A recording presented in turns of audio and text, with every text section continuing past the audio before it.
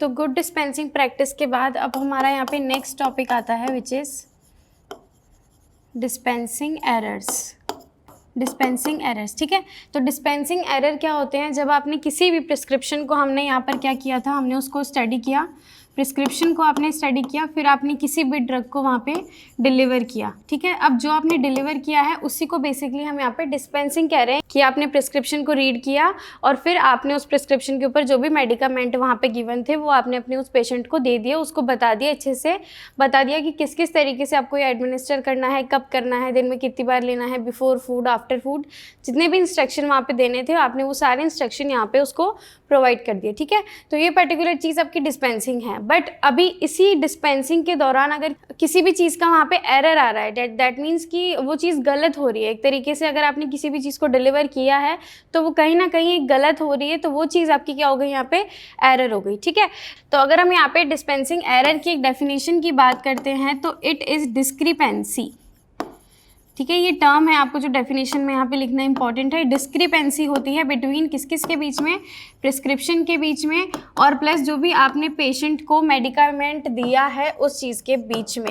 अब पेशेंट को आपने जो भी मेडिकामेंट दिया है वो हम एक तो दो तरीके से देते हैं। सिंपली हम एक प्रिस्क्रिप्शन को हमने लिया, ठीक है, pharmacist to patient, prescription pharmacist ने लिया और पेशेंट को एज इट इज़ जो भी उसका मेडिकामेंट था वो वहाँ पे डिलीवर कर दिया। दूसरा, जैसे हमारे जो भी इन पेशेंट्स होते हैं, पेशेंट्स हमारे दो टाइप्स के होते हैं, एक हमारा होता है इन पेशेंट और दूसरा होता है आउट पेशेंट्स। दोनों में एक बेसिक सा डिफरेंस ये है कि जो लोग, जैसे आज अगर आपको कुछ भी डिजीज़ हुई है तो आप हॉस्पिटल गए हो, आपने वहाँ पे अपना प्रिस्क्रिप्शन लिया, दवाइयाँ दी, लिखवाई और आप अपने घर पे आ गए, ठीक है। तो वो हुए आउट पेशेंट, मतलब सेम डे पे वो वापस आ रहे हैं या जो भी ट्रीटमेंट है वो लेकर तुरंत वापस आ रहे हैं। बट इन केस कि अगर उसको एडमिट करना पड़ गया तो वो आपका यहाँ पे इन पेशेंट हो गया, जिसको हमने यहाँ पे एडमिट कर दिया, ठीक है। तो हम यहाँ पे बात कर रहे थे पेशेंट की। एक तो आपने जैसे आउट पेशेंट आएगा कोई भी, तो उसके पास कोई भी प्रिस्क्रिप्शन था, उसने फार्मासिस्ट को दिया, फार्मासिस्ट ने सेम मेडिकामेंट उसको वहाँ पे डिलीवर कर दी, डिस्पेंसिंग कर दी, ठीक है।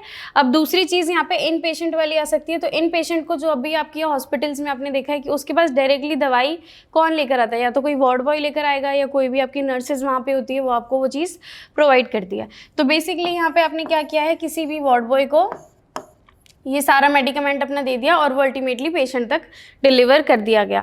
तो पेशेंट को, मतलब बेसिकली अगर मैं पेशेंट से और कंसाइजली बात करूं तो यहाँ पे हम मेडिकेशन की बात कर सकते हैं, ठीक है, कि discrepancy between the prescription and the medication. Medication आपने जिस भी तरीके से दिया है उनके बीच में एक डिस्क्रिपेंसी, और डिस्क्रिपेंसी का यहाँ पे मेजर मीनिंग है कि किसी भी चीज़ के अंदर कोई भी कमी आना या फिर डिफ्रेंशिएट होना, डिफ्रेंसिएशन यहाँ पे आपको ऑब्जर्व होगा। जैसे कि मान लो प्रिस्क्रिप्शन के अंदर अगर मैं कह दूँ कि PCM मेरे पास 500 mg थी, बट वो कोई देखने में गलती हो गई या पढ़ने में गलती हो गई, जो भी हो गया, अल्टीमेटली आपने क्या किया, 650 mg दे दिया। तो ये आपका एक डिस्पेंसिंग एरर है, ठीक है। सेम चीज़, आपने बस PCM देख लिया, आपने सोचा ठीक है पैरासीटामोल देनी है, बट आपने ये नहीं देखा कि आगे आपका यहाँ पे टैबलेट लिखा है या फिर सिरप लिखा है। जैसे सिरप मान लो अगर किसी पीडियाट्रिक को देना होगा तो डॉक्टर यहाँ पे सिरप पैरासीटामोल यहाँ पर लिखेगा, बट वो चीज़ आपने देखी नहीं, आपने बस PCM देख लिया और उसकी जगह टैबलेट दे दिया। तो ये आपका एक डिस्पेंसिंग एरर है, ठीक है। ऐसे ही मान लो ये आपका, जैसे हमने यहाँ पे देखा, ये तो आपकी स्ट्रेंथ के अंदर कोई डिस्पेंसिंग एरर हुआ, ये आपका कोई नेम के अंदर हो गया। यहाँ पे जैसे अगर PCM की, जैसे अगर आपका एक एसाइक्लोफेनेक और डाइक्लोफेनेक होती है, एसाइक्लोफेनेक, इन ड्रग्स के नाम आपने सुने होंगे, और एक होती है आपकी डाइक्लोफेनेक। दोनों ही आपके एनाल्जेसिक्स होती हैं। एनाल्जेसिक दैट मीन्स जो भी आपके पेन को रिलीज करती है, ठीक है। Analgesics are the those category of the drugs which reduces the pain of the patient. किसी भी पर्टिकुलर एरिया पे पेन को रिड्यूस करने के लिए हम डाइक्लोफेनेक या फिर एसाइक्लोफेनेक का एक कॉमन सॉल्ट यहाँ पर यूज़ करते हैं, ठीक है। अब जैसे ये दोनों नाम एक जैसे से दिख रहे हैं, थोड़ा सा यहाँ पे फेनेक है, तो डॉक्टर आपको पता लिखता है एक अलग तरीके से है। तो अगर इसको देखने के अंदर आपकी कोई भी, इसको रीड करने में अगर कोई भी गलती हो गई है तो वो चीज़ आपकी एक एरर में जाएगी, ठीक है। तो ये एक आपका एक तरीके का एरर हो गया, ये स्ट्रेंथ का एरर हो गया, ये आपको हम कह सकते हैं कि नेम का एरर हो गया, ये स्ट्रेंथ एरर हो गया। और इधर मान लो क्वांटिटी में कि 3 डेज़ की थी तो आपने 5 डेज़ की दे दी, तो ये आपका क्वांटिटी का एरर हो गया। सिमिलरली टैबलेट और सिरप है तो डोजेज फॉर्म का एरर हो गया, डोसेज फॉर्म दैट मीन्स एक डोसेज फॉर्म आपकी सॉलिड है और एक आपकी लिक्विड है। ये जैसे ये आपकी लिक्विड है और ये आपकी सॉलिड है, तो डोसेज फॉर्म का यहाँ पर एक एरर हो गया। तो ये सारी चीज़ें पर्टिकुलरली डिस्पेंसिंग एरर्स के अंदर आती है और इसको ही हम अब यहाँ पे थोड़ा सा प्रिसाइजली देख लेते हैं। तो डिस्पेंसिंग एरर होने के आपके पास कॉजेज़ क्या होते हैं कि किस किस तरीके से डिस्पेंसिंग एरर यहाँ पे हो सकता है, वो चीज़ को हम यहाँ पर देखेंगे। तो डिस्पेंसिंग एरर होने के कॉजेज़ में सबसे पहला कॉज आपके पास आता है, सबसे पहला कॉज है इधर आपके पास वर्क एनवायरनमेंट की। वर्क एनवायरनमेंट की वजह से अगर कोई डिस्पेंसिंग एरर होगा तो वो सारी इस पर्टिकुलर कैटेगरी के अंडर के अंदर जाएगा। अब वर्क एनवायरनमेंट के अंदर सब कुछ आ सकता है कि जिस स्लैब के ऊपर आप काम कर रहे हो वो स्लैब का एनवायरनमेंट क्या है, आप कि आसपास कितने लोग हैं, क्या डिस्ट्रैक्शन हो रहा है, मतलब जिस भी जगह पे आप काम कर रहे हो वो सारी चीज़ें उस एरर के अंदर यहाँ पे आ सकती है। ठीक है, तो सबसे पहला तो क्या आ सकता है इसके अंदर, हाई वर्कलोड। हाई वर्कलोड से आपके यहाँ पे डिस्पेंसिंग एरर का क्या लेना देना है। जैसे किसी भी फार्मासिस्ट को यहाँ पे मैंने कहा है कि आपको इतना इतना काम करना है, तो उसके ऊपर बहुत ज़्यादा काम आ गया। 1 घंटे में अगर मान लो उसको 20 प्रिस्क्रिप्शन को डिस्पेंस करना है तो वो चीज़ वहाँ पे वर्कलोड हो गया। अब उसके सीनियर ने वो काम कहा है तो वो काम उसको करना पड़ेगा। वो चीज़ अगर वो जल्दीबाजी में करता है तो वहाँ पे एरर्स होने के बहुत ज़्यादा चांसेस हो सकते हैं। ठीक है, तो वर्क एनवायरनमेंट के अंदर सबसे पहली कैटेगरी आपके पास आ जाती है हाई वर्कलोड की वजह से डिस्पेंसिंग एरर यहाँ पे हमारा हो सकता है, डिस्पेंसिंग एरर। तो बेसिकली कुछ इसके कॉजेज हैं, उसको हमने यहाँ पे बस स्टडी करना है। नेक्स्ट आपके पास होता है low staffing. Low staffing that means आपके पास काम करने के लिए जो लोग हैं, जो क्वांटिटी है एम्प्लॉयज़ है, नंबर ऑफ एम्प्लॉयज़ वो आपके पास कम है। जैसे अगर ज़्यादा होंगे या फिर हम कहें कि जितनी रिक्वायरमेंट है अगर उतने होंगे, जैसे 5 है तो 5 का फिर अपना अपना काम वहाँ पे डिवाइडेड होगा। बट सेम चीज़ अगर आपके पास स्टाफिंग कम है, 5 की जगह अगर आपके पास सिर्फ 3 ही लोग हैं तो उन्हीं 3 लोगों को उनका 5 वाला काम करना पड़ेगा। तो उसकी वजह से क्या होगा कि वो 3 लोगों के ऊपर ज़्यादा काम आ जाएगा, ज़्यादा वर्कलोड आ जाएगा। तो इसकी वजह से यहाँ पे डिस्पेंसिंग एरर हो सकता है। ठीक है, फिर नेक्स्ट इसके बाद में आता है आपका डिस्ट्रैक्शन या फिर नॉइज़। डिस्ट्रैक्शन नॉइज़ आपका वही बताया जो आपके सराउंडिंग में कितने लोग हैं, वो आपके पास क्या आपको आउटपुट दे रहे हैं, उनकी बातों से आपके ऊपर क्या इफेक्ट पड़ रहा है, वो चीज़ यहाँ पे डिस्ट्रैक्शन हो रही है। जैसे आप कोई पर्टिकुलर प्रिस्क्रिप्शन को यहाँ पर रीड कर रहे हो, उसी टाइम पे आपको कोई और पेशेंट आके बोल देता है कि पैरासीटामोल दे दो, तो इस जस्ट ह्यूमन माइंड थोड़ा सा डिस्ट्रैक्शन यहाँ पे हो ही जाएगा। मान लो पैरासीटामोल आपने इसको दे दी और इसकी दवाई आपने उसको दे दी, तो वो चीज़ वहाँ पे एक डिस्पेंसिंग एरर बहुत मेजर क्रिएट कर सकता है। तो इसलिए इस केस में यूजुअली हमें एक बार में एक ही प्रिस्क्रिप्शन को हैंडल करना चाहिए। बीइंग अ फार्मासिस्ट आपको एक साथ 2-3 प्रिस्क्रिप्शन के ऊपर काम नहीं करना चाहिए, क्योंकि मेडिकेशन का एरर होना वहाँ पे बहुत ज़्यादा कॉमन है, जिसकी वजह से पेशेंट के ऊपर, पेशेंट की लाइफ के ऊपर बहुत ज़्यादा वहाँ पे इफेक्ट आएगा। ठीक है, तो डिस्ट्रैक्शन और एरर इसको हमें यहाँ पे रिड्यूस करना होता है। नेक्स्ट आपके पास आता है प्रोटोकॉल नॉट फॉलोड। प्रोटोकॉल किसी भी चीज़ को काम करने का एक तरीका होता है, उस चीज़ को हम यहाँ पे प्रोटोकॉल बोल सकते हैं या फिर उसको हम यहाँ पे SOP भी बोल सकते हैं। SOP आपकी क्या होती है, स्टैंडर्ड ऑपरेटिंग प्रोसीजर। बेसिकली मतलब जिस भी तरीके से आपको काम करना है वो आपको एक पूरा डॉक्यूमेंटेशन के अंदर दिया हुआ है, एक पेपर के अंदर बताया हुआ है कि ये पर्टिकुलर काम आपको इस तरीके से करना है और ऐसे करोगे तो ही वो आपको एक पॉजिटिव कॉन्सिक्वेंस या फिर पॉजिटिव रिजल्ट आपको यहाँ पर वो प्रोवाइड करेगा। तो वो चीज़ आपकी प्रोटोकॉल है। अगर आपने उस प्रोटोकॉल को फॉलो नहीं किया है तो एरर्स होना बहुत ऑब्वियस है, क्योंकि एक स्टैंडर्ड चीज़ आपको बताई गई है कि आपको ऐसे ऐसे काम करना है, वो चीज़ अगर आप नहीं कर रहे हो तो कहीं ना कहीं एरर वहाँ पर आएगा ही। ठीक है, नेक्स्ट इसके बाद में कैटेगरी आपकी आती है प्रोडक्ट की। ये इसके सब पॉइंट्स थे। ठीक है, तो सबसे पहला हमने देखा था वर्क एनवायरनमेंट में, वर्क एनवायरनमेंट में सारे फैक्टर्स आपके पास आए। सेकंड आपके पास आ रहा है प्रोडक्ट, कि जो भी प्रोडक्ट या फिर मेडिकामेंट आपके पास जो भी है, फार्मास्यूटिकल फॉर्मुलेशन जो भी है, उसकी वजह से अगर कोई भी डिस्पेंसिंग एरर आ रहा है तो वो सब यहाँ पर आएंगे। ठीक है, तो इसके अंदर जैसे सबसे पहला आपके पास आ सकता है look alike drugs. Look alike drugs जैसे कोई भी 2 या 3 ड्रग्स जो एक जैसी दिखती हैं। जैसे अगर मैं ये कहूँ कि कोई भी एक पर्टिकुलर ड्रग है, ठीक है, जैसे अगर हम कोई भी एक ड्रग ऐसे यहाँ पे प्रिपेयर करते हैं, ये आपकी स्ट्रिप है, इसके अंदर आपका कोई भी सॉल्ट है या फिर जो भी आपका टैबलेट यहाँ पर गिवन है वो फॉर एग्जांपल ऐसे ब्लू कलर की आपके पास टैबलेट्स हैं। अब सिमिलर पैकेजिंग आपकी किसी एक और ड्रग की भी है, बट दोनों का सॉल्ट नेम, दोनों का काम करने का तरीका ह्यूज डिफरेंस है, दोनों में बहुत ज़्यादा, बहुत मल्टीपल टाइम्स यहाँ पे बहुत ज़्यादा डिफरेंस है। तो अब ये दोनों ही टैबलेट आपको देखने से ऐसा लगेगा कि हाँ ब्लू कलर की टैबलेट है, ग्रे सी स्ट्रिप है, वो वाली दवाई लेकर आनी है, बट मांगी आपको ये थी और आपने मान लो ये X मेडिकामेंट है और ये Y मेडिकामेंट है, तो आप Y की जगह X ले आए और X की जगह Y ले आए। ऐसा कुछ मतलब लुक अलाइक जो चीज़ें सेम जैसी दिख रही है, जो ड्रग्स एक जैसी दिख रही है, उनके अंदर यहाँ पे कन्फ्यूजन होना आपका क्या होगा, लुक अलाइक की कैटेगरी में यहाँ पर आएगा। Similarly sound alike that means जो भी आपकी ड्रग्स हैं वो एक जैसी साउंड करती है, जिसको हम एक बार यहाँ पे एग्जांपल के थ्रू देख सकते हैं। आपका डिगॉक्सिन और एक ड्रग है डिजिटॉक्सिन।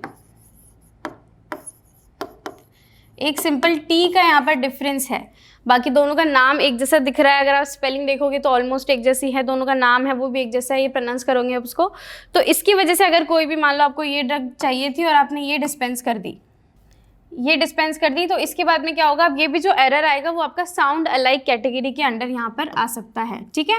नेक्स्ट आपके पास आएगा सिमिलर पैकेजिंग। सिमिलर पैकेजिंग में ये हम यहाँ पर एक और बार कंसिडर कर सकते हैं कि सिमिलर पैकेजिंग में कोई भी दो आपके ऐसे प्रोडक्ट हैं या दो से ज़्यादा ऐसे प्रोडक्ट है जिनकी पैकेजिंग ऑलमोस्ट सेम है।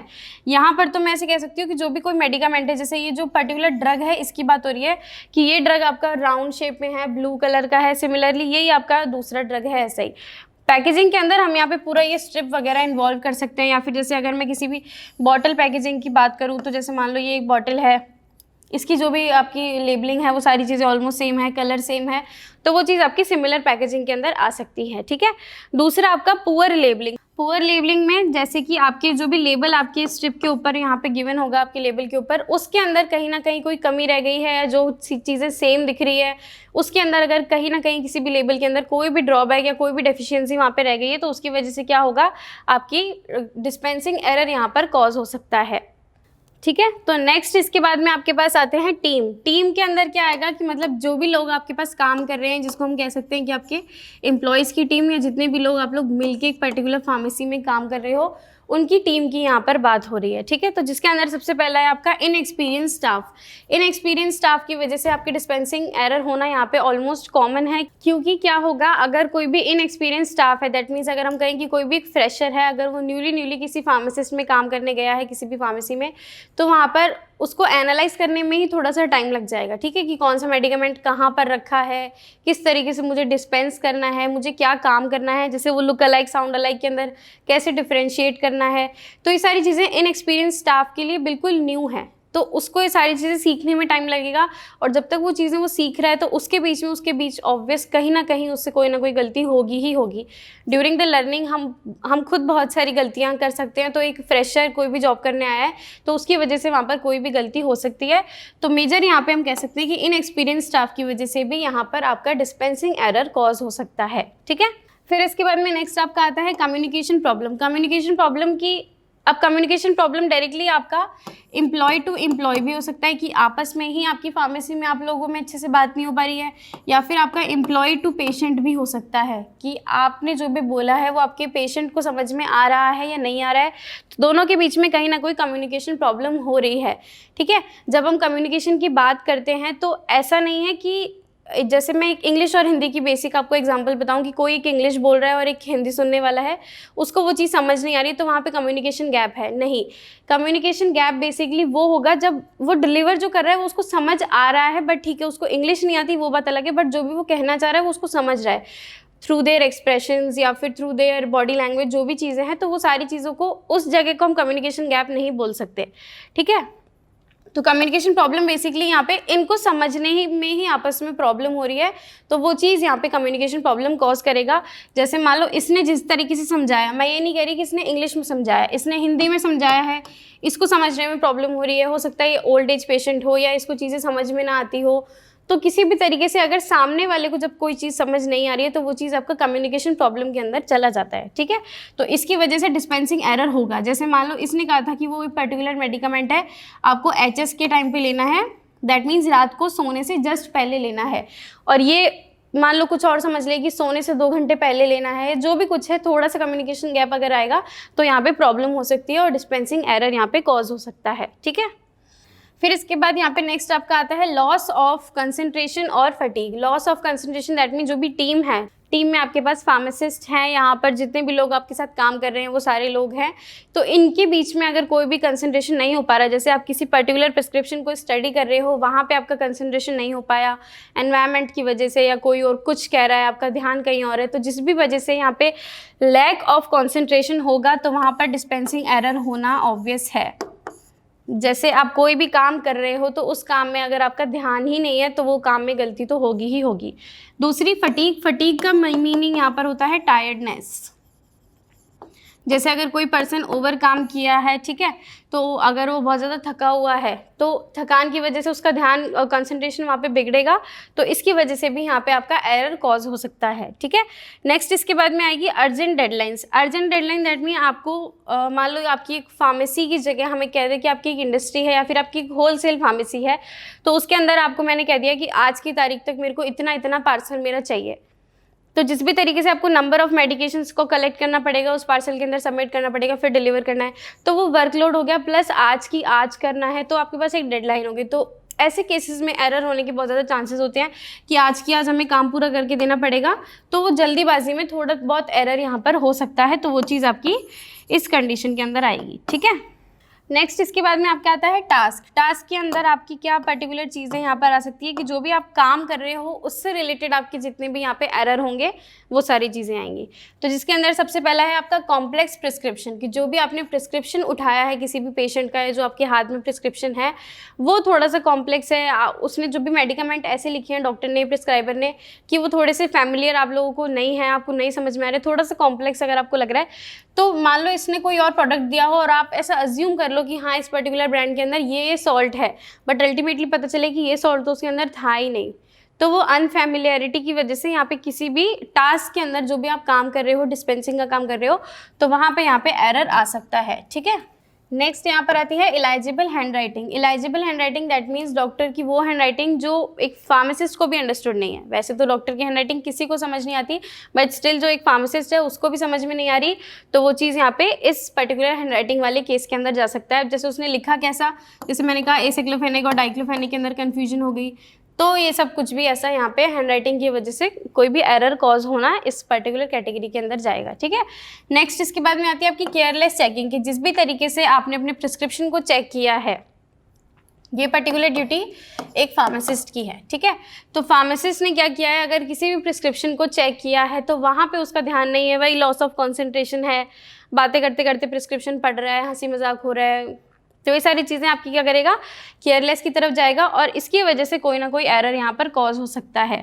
दूसरा अनफैमिलियरिटी विद द टास्क, कि जो भी आपको काम यहाँ पर दिया है, जो भी मेडिकामेंट है या फिर जिस भी तरीके से आपको कहा है कि ये कंपाउंडिंग आपको एक पर्टिकुलर प्रोसीजर से करनी है, वो चीज़ आपको नहीं आती, बिल्कुल आपके लिए नई है, बिल्कुल फ्रेश, ज़ीरो, आप उस चीज़ के अंदर ज़ीरो हो, तो वहाँ पर वो चीज़ एरर होने के चांसेस रहते हैं।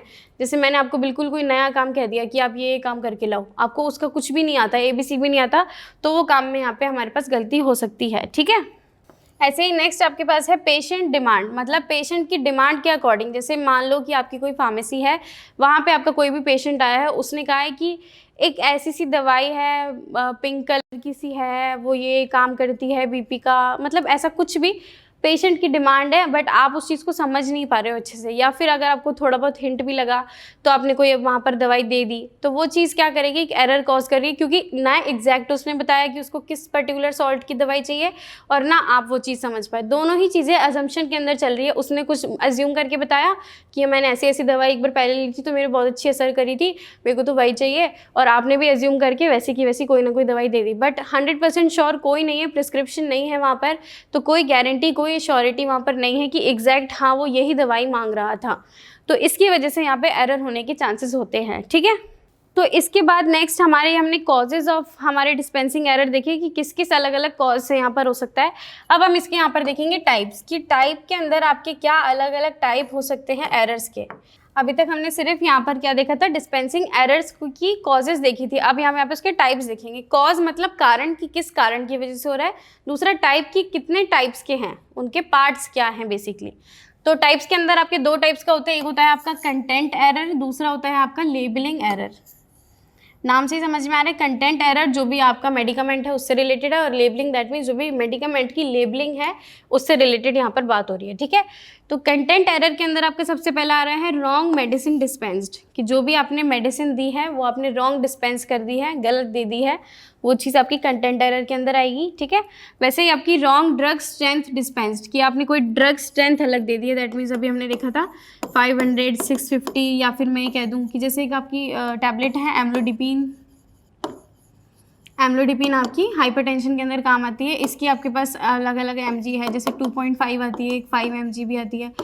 तो यहाँ पे अगर मान लो 2.5 की जगह आपने 5 दे दी, किसी ने कहा कि BP की एम्लोडिपिन दे दो, सिर्फ नाम याद करके आ गया। तो आपको कैसे पता कि 2.5 देनी है या 5 देनी है? यूजुअली हम लोग क्या करते हैं 5 देते हैं, क्योंकि यही मोस्टली कॉमनली यहाँ पर दी जाती है।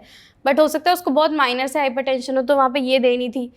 तो इसकी वजह से यहाँ पर जो भी एक एरर आया वो चीज़ आपकी क्या हुई, ड्रग स्ट्रेंथ की वजह से यहाँ पे एरर हुआ है। नेक्स्ट आपका आता है रॉन्ग डोसेज फॉर्म, जो हमने देखा था अभी पैरासीटामोल का आपको टैबलेट देना है या फिर सिरप देना है, तो वो चीज़ यहाँ पर कंसिडर हो सकती है। ठीक है। Next expired medicine dispense, obvious है कि मान लो किसी की जैसे अक्टूबर 23 की एक्सपायरी थी और आपने वो सितंबर तक दे दी, वो चीज़ गलत है, सितंबर तक नहीं देनी चाहिए, क्योंकि हमें नहीं पता कि पेशेंट उसको 1 महीने में कंज्यूम कर लेगा या नहीं करेगा। हो सकता है वो 2 महीने बाद उसको फिर ऐसा कुछ हो। जैसे मान लो एक पैरासीटामोल की बात कर लेते हैं, बेसिक ड्रग की, कि आपने अक्टूबर की एक्सपायरी और आपने सितंबर में उसको डिस्पेंस कर दिया। उसको क्या पता, वो सोचा कि हाँ पिछले महीने ही लाया था, अभी तो सही होगी, नवंबर में ले ली। तो एक एक्सपायर्ड मेडिसिन की वजह से वहाँ पे क्या हो गया, डिस्पेंसिंग एरर कॉज हो गया। ठीक है। नेक्स्ट इसके बाद है रॉन्ग क्वांटिटी, जो कि हमने देखी थी कि 2 दिन की देनी है या 3 दिन की देनी है, 7 दिन की देनी है। तो क्वांटिटी के अंदर यहाँ पे कोई भी आपकी मिस्टेक हो गई है, एरर हो गया है, तो वो पर्टिकुलर चीज़ ये होगा। ठीक है। नेक्स्ट इसके बाद में हम देखते हैं लेबलिंग। तो लेबलिंग के अंदर क्या है, लेबलिंग एरर्स में आपके डिफरेंट टाइप्स के एरर हैं, which is wrong patient name. जैसे यहाँ पे तो कंटेंट की बात हो रही थी कि जो भी आपका मेडिकामेंट है वो एक जैसा दिख रहा है, या फिर उसकी डिस्पेंसिंग डोसेज फॉर्म अलग है, उसकी एक्सपायरी अलग है, ये सारी चीज़ें एक पर्टिकुलर कंटेंट की बात हो रही थी। बट यहाँ पे लेबलिंग की बात हो रही है। लेबलिंग के अंदर आपका प्रिस्क्रिप्शन के अंदर नाम से लेकर की दवाई के नाम तक की हर चीज़ को कंसिडर यहाँ पर किया जाएगा। तो सबसे पहला तो किसी भी प्रिस्क्रिप्शन के ऊपर, या फिर कई बार ऐसा होता है कि हम क्या करते हैं जब किसी ड्रग की कंपाउंडिंग करते हैं, जैसे मान लो आपने कोई एक पर्टिकुलर सिरप को बनाकर यहाँ पे किसी पेशेंट को ट्रांसफ़र किया है, तो हम यहाँ पर नाम भी लिखते हैं कि आपने इस पेशेंट को एक पर्टिकुलर चीज़ दी है। तो उस केस के अंदर अगर यहाँ पे नेम में अगर कोई गलती हो गई तो वो चीज़ इस पर्टिकुलर लेबलिंग एरर के अंदर यहाँ पे जा सकता है। ठीक है। इसी के साथ में हम प्रिस्क्रिप्शन को भी कंसिडर कर सकते हैं, बट मेजरली हम यहाँ पे जो भी बॉटल है या फिर आपका जो भी मेडिकेशन है, मेडिकामेंट है, उसके ऊपर जो लेबलिंग मिस्टेक्स हो रही है, लेबलिंग एरर्स हो रहे हैं, उसको कंसिडर करेंगे। ठीक है। नेक्स्ट इसके बाद में आता है रॉन्ग मेडिसिन नेम, कि जैसे अगर आपने यहाँ पे नेम लिखा था, ठीक है, अगर हम इसको ऐसे एक प्रिस्क्रिप्शन को ऐसे बना दें किसी भी ड्रग के ऊपर जो भी आपको पेस्ट करना है लेबल, तो आपने जैसे यहाँ पे पेशेंट का नेम लिखना था, आपने फिर यहाँ पे ड्रग का नेम लिखना था, तो ये जो भी चीज़ हो गई, यहाँ पे एक मिस्टेक हो गई। सबसे पहले एक मिस्टेक इधर हो गई, दूसरा आपके नेम के अंदर हो गई, तीसरा क्या कह रहा है स्ट्रेंथ के अंदर, जैसे वही 650 540 जो भी है, यहाँ पे एक मिस्टेक हो गई। फ्रीक्वेंसी मतलब दिन में कितनी बार लेनी है, 2 बार 3 बार, ये आपका यहाँ पे मिस्टेक हो गया। ऐसे ही आपकी डेट इंस्ट्रक्शन, ऐसे ही आपका आपने रॉन्ग डेट को दे दिया, रॉन्ग दैट मीन्स देना कब था, दे कब दिया। दूसरे इसके बाद में इंस्ट्रक्शन के अंदर गलती हो गई कि शेक वेल बिफोर यूज़ आपने नहीं बताया, दिन में लेनी है, रात में लेनी है, किस तरीके से लेनी है, कुछ भी आपने नहीं डिलीवर किया, तो इंस्ट्रक्शन की यहाँ पे मिस्टेक हो सकती है। ऐसे ही यहाँ पे और इनकम्प्लीट इन्फॉर्मेशन, जैसे आपने बस सिरप दे दिया और आपने ऐसा एक्सपेक्ट कर लिया कि ये तो ठीक है, ऑब्वियस है कि पेशेंट को कब लेनी है, रात को लेनी है कि दिन में लेनी है, ये पर्टिकुलर चीज़ इनकम्प्लीट इन्फॉर्मेशन के अंदर जाएगा और इसकी वजह से भी यहाँ पर एरर हो सकता है। ठीक है। तो ये आपके डिफरेंट टाइप्स ऑफ एरर थे। अब हम इसके बाद में यहाँ पे देखेंगे कि उन एरर्स को हम रिड्यूस कैसे कर सकते हैं, तो उनकी स्ट्रैटेजीज़ क्या हो सकती है कि जो भी अपने डिस्पेंसिंग एरर हुए हैं अब उनको हमें यहाँ पे कम करना है। तो बेसिकली नेक्स्ट टॉपिक इधर आता है आपका strategies to reduce dispensing errors. Dispensing errors, strategies to reducing errors. तो अभी हमने देखे थे बहुत सारे एरर्स के कॉजेज़। ठीक है। हमने डिफरेंट कॉज को अभी यहाँ पर देखा था और फिर उसके टाइप्स भी देखे थे। तो जो हमें कॉजेज़, दैट मीन्स हम कॉज की बात करें कि कारण क्या, किस किस वजह से हमारे डिस्पेंसिंग एरर हो रहे थे, तो हमने नंबर ऑफ वहाँ पे पैरामीटर्स को चेक किया। तो उन्हीं डिस्पेंसिंग एरर्स के ऊपर अब हमें यहाँ पे बेसिकली काम करना है ताकि हम उस डिस्पेंसिंग एरर को कम कर सकें, मिनिमाइज़ कर सकें। ठीक है। या फिर पूरा का पूरा रिड्यूस कर सकें। अब ये सारा काम बेसिकली कैसे होगा, जब आप किसी भी काम को एक बिल्कुल सिस्टम के तरीके से करोगे, तो बेसिकली आपको एक सिस्टम ओरिएंटेड काम यहाँ पर करना पड़ेगा। ठीक है। सिस्टम ओरिएंटेड दैट मीन्स आप ये कह सकते हो कि आपके पास जितनी भी डिटेल्स है, जितने भी आपके पास प्रिस्क्रिप्शन आ रहे हैं, जितनी भी प्रिस्क्रिप्शन के अंदर आप मेडिकामेंट को डिलीवर कर रहे हो, डिस्पेंस कर रहे हो, उन सब का आपको एक रिकॉर्ड यहाँ पर मेंटेन करना है। वो रिकॉर्ड आप किस तरीके से कर सकते हो, अपने कंप्यूटर सिस्टम के ऊपर। ठीक है। तो बेसिकली कंप्यूटर सिस्टम आपका यहाँ पे बहुत ज़्यादा हेल्प करेगा डिस्पेंसिंग एरर्स के ऊपर काम करने के अंदर। वो किस तरीके से करेगा इसको हम एक बार आगे डिस्कस करते हैं। डिस्पेंसिंग एरर को रिड्यूस करने के लिए जब हम बात कर रहे हैं तो सबसे पहला पैरामीटर यहाँ पर आएगा to ensure correct entry of the prescription, कि जो भी प्रिस्क्रिप्शन आपके पास अपना आ रहा है उसकी एंट्री आपको बहुत ठीक तरीके से करनी है। जो भी आप प्रिस्क्रिप्शन फार्मासिस्ट रिसीव कर रहा है प्रिस्क्रिप्शन को, वो अच्छी तरीके से उसको स्टडी करे, फिर ही आगे वो उसको कंटिन्यू करे, ठीक है। तो जिसके अंदर सबसे पहले आ रहा है जैसे ट्रांसक्रिप्शन एरर, जो भी ओमिशन या फिर इनएक्यूरेसीज की वजह से आ रहा है। ओमिशन जैसे हम कह सकते हैं किसी भी ड्रग प्रोडक्ट का मान लो स्लिप हो गया, स्किप हो गया इस तरीके से, या फिर वो लेफ्ट हो गया, अलग लेफ्ट साइड हो गया, या फिर इनएक्यूरेसी, दैट मीन्स कि कोई भी काम अगर आप कर रहे हो तो उसमें 100% एक्यूरेसी नहीं है, कहीं ना कहीं कोई कमी है, तो वो चीज़ यहाँ पे ट्रांसक्रिप्शन एरर, ये वाला एरर यहाँ पे क्या होते हैं, मोस्ट कॉमन होते हैं, ठीक है। ये dispensing error that means transcription error most common errors होते हैं। अब इन पर्टिकुलर एरर्स को हम किस तरीके से रिड्यूस कर सकते हैं, by using reliable method. Reliable method क्या होता है, जो भी आपका कोई ऑथेंटिक मेथड होता है, कि जो स्टैंडर्ड, जिसको हम कह सकते हैं कि एक स्टैंडर्ड तरीके से आपको काम करना है, वो चीज़ यहाँ पे एक रिलायबल मेथड होगा। किस काम के लिए, कि टू वेरीफाई पेशेंट आइडेंटिटी, कि जो भी आपका पेशेंट आया है दैट मीन्स पेशेंट के पास जो भी प्रिस्क्रिप्शन है उसकी आइडेंटिटी को यहाँ पर वेरीफाई करने के लिए एक ऑथेंटिक मेथड को आपको यहाँ पे यूज़ करना चाहिए। वही बात है यहाँ पर कंप्यूटर सिस्टम के थ्रू, ठीक है। दूसरा, अगर ये चीज़ जैसे आपने प्रिस्क्रिप्शन को अच्छे से हैंडल करना है, तो जैसे हमने देखा था अभी लुक अलाइक और साउंड अलाइक वाली ड्रग्स की वजह से बहुत ज़्यादा डिस्पेंसिंग एरर हमारे कॉज हो रहे थे, तो अगर उसी लेवल पे हम उसको बहुत ज़्यादा अच्छे से स्टडी कर लेते तो वो एरर यहाँ पर प्रिवेंट हो सकता है, ठीक है। तो कौन से एरर यहाँ पे प्रिवेंट हो सकते हैं, प्रिवेंट मेडिकेशंस एरर, कौन से, जो लुक अलाइक और साउंड अलाइक वाले हमारे ड्रग्स की नेम होती हैं, या फिर जो ड्रग मेडिकेशन हमारी ऐसी इस कैटेगरी के अंदर आती है वो। क्लियर। नेक्स्ट, इसके बाद आपका स्ट्रैटेजी आ सकती है दूसरी, to confirm that prescription is correct and complete, कि जो भी आपके पास प्रिस्क्रिप्शन आया है आप उसको कंफर्म करोगे कि ये बिल्कुल ठीक है और ये पूरा कंप्लीट है। कंप्लीट और ठीक दैट मीन्स जो बेसिक डिटेल्स आपको होती है, सबसे पहले तो आपको उनको देखना है, पेशेंट का नेम, पेशेंट की डिटेल्स, दूसरा डॉक्टर का साइन, डेट, डॉक्टर का एड्रेस, उसकी सील है, उसका सिग्नेचर है कि नहीं, ये सारी बेसिक चीज़ें आपको एनालाइज करनी है। फिर उसके बाद आप अपने मेडिकामेंट वाले एरिया के ऊपर आ सकते हो, ठीक है। तो इसके अंदर जैसे जो भी आपको प्रिस्क्रिप्शन है उसके अंदर आप वेरीफाई करते हो जो भी नॉन स्टैंडर्ड एब्रीविएशंस हैं।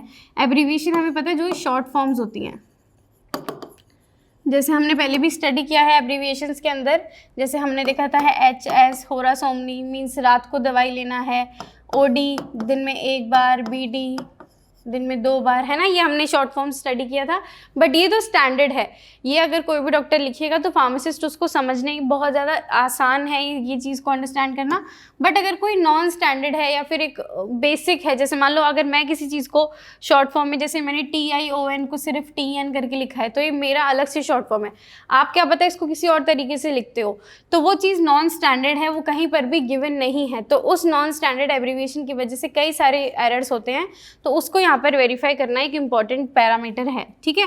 दूसरा आपके डेसिमल्स, डेसिमल जैसे अगर हम यहाँ पे किसी भी डेसिमल को लगा रहे हैं और एक ज़ीरो को लगा रहे हैं तो ऑलमोस्ट सेम चीज़ लगती है। कुछ लोग डेसिमल को ऐसे भी लगाते हैं, जैसे I लिखा है तो I का ये हो गया, तो वही सेम चीज़ आपका ज़ीरो यहाँ पर कंसिडर हो सकता है, ठीक है। इसीलिए डेसिमल और ज़ीरो के ऊपर यहाँ पे थोड़ा ज़्यादा ध्यान देना पड़ेगा। नेक्स्ट, इसके बाद में जो भी आपके कॉल इन प्रिस्क्रिप्शंस होते हैं उसको भी यहाँ पे वेरीफाई करना है। कॉल इन प्रिस्क्रिप्शंस आपके वो प्रिस्क्रिप्शन होते हैं जो आपको फ़ोन पे मिलते हैं।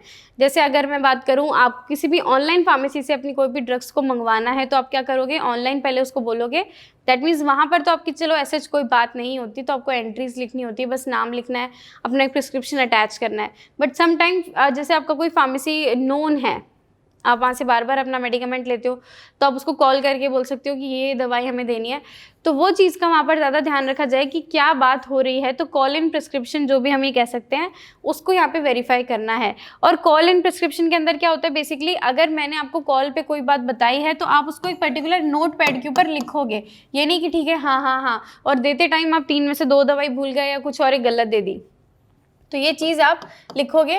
प्लस ये सिर्फ पेशेंट के साथ ही नहीं, डॉक्टर के साथ भी होती है कॉल इन प्रिस्क्रिप्शन, डॉक्टर्स के साथ भी बहुत ज़्यादा होती है।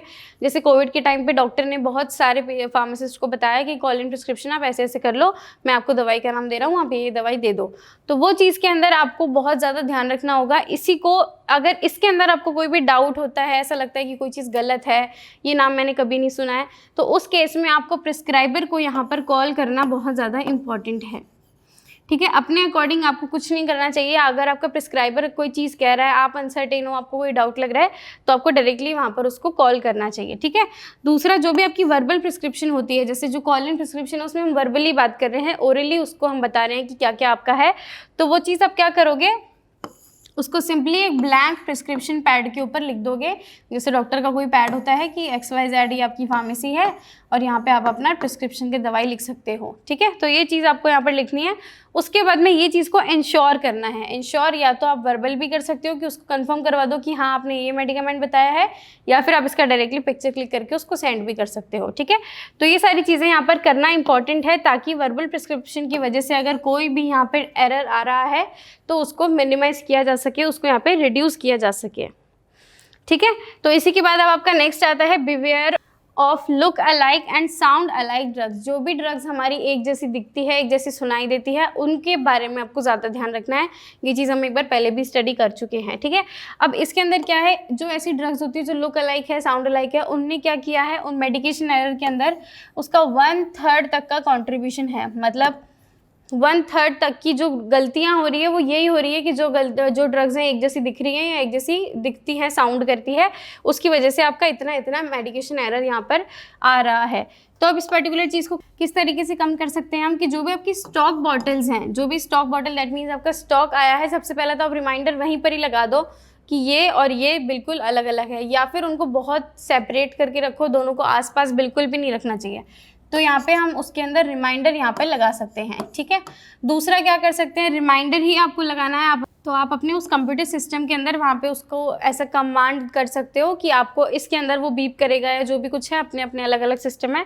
तो वहाँ पर 2 similar look alike, sound alike वाली जो ड्रग्स होती है, आप उसको वहाँ पर डिफ्रेंशिएट कर सकते हो। ठीक है।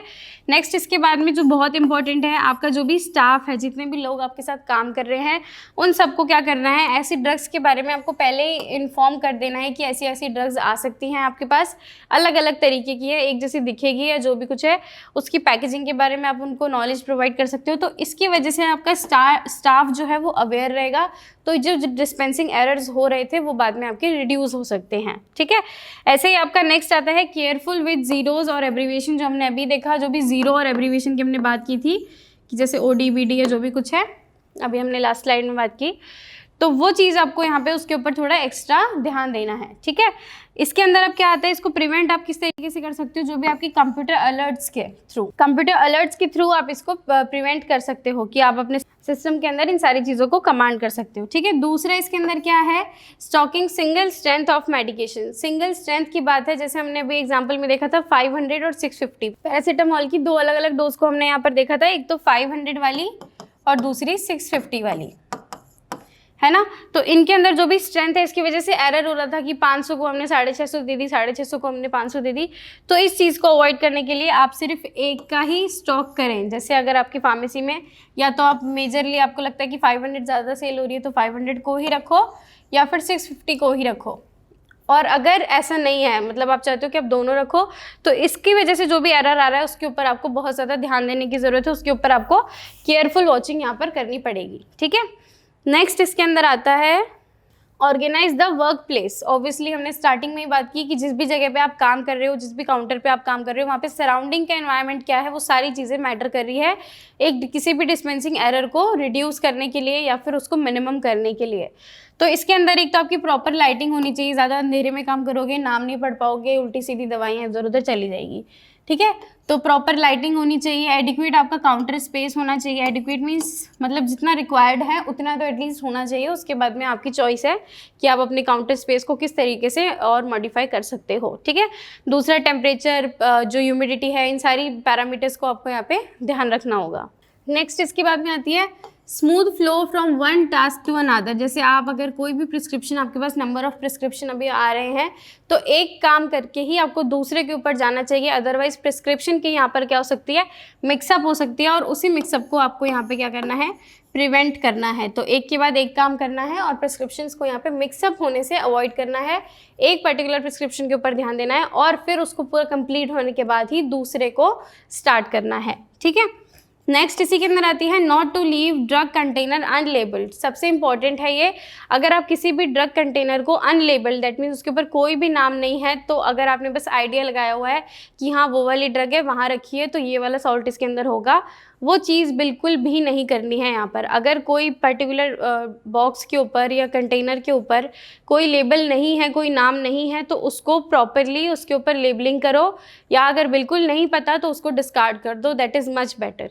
ठीक है, नेक्स्ट इसके अंदर आते हैं आपका focus on reducing stress and balancing heavy workloads. हमने स्टार्टिंग में कॉजेज़ के अंदर देखा कि वर्कलोड की वजह से बहुत ज़्यादा डिस्पेंसिंग एरर हो रहा था, प्लस जो भी आपकी स्टाफिंग, जैसे मैंने आपको 5 और 3 का एग्जांपल दिया था कि 5 लोग काम कर रहे हैं और अगर वो 3 कर रहे हैं तो फिर उनका जो भी काम करने का है वो 3 के ऊपर ज़्यादा काम आएगा, तो वर्कलोड भी बढ़ रहा है और स्टाफिंग भी यहाँ पर कम है, तो उसका आपको यहाँ पर ध्यान रखना है ताकि आपका डिस्पेंसिंग एरर जो है वो रिड्यूस हो सके। ठीक है, अब इसके लिए आप क्या कर सकते हो, सफिशिएंट स्टाफ आपके पास होना चाहिए, जितना रिक्वायर्ड है उतना ही होना चाहिए, और उनके ऊपर जितना एक नॉर्मल ह्यूमन जितना काम कर सकता है उतना ही उसके ऊपर वर्कलोड हो। ऐसा नहीं 5 लोगों का काम आपने सिर्फ 2 लोगों में ही दे रखा है, वो चीज़ गलत है, उसकी वजह से एरर यहाँ पर होगा ही होगा।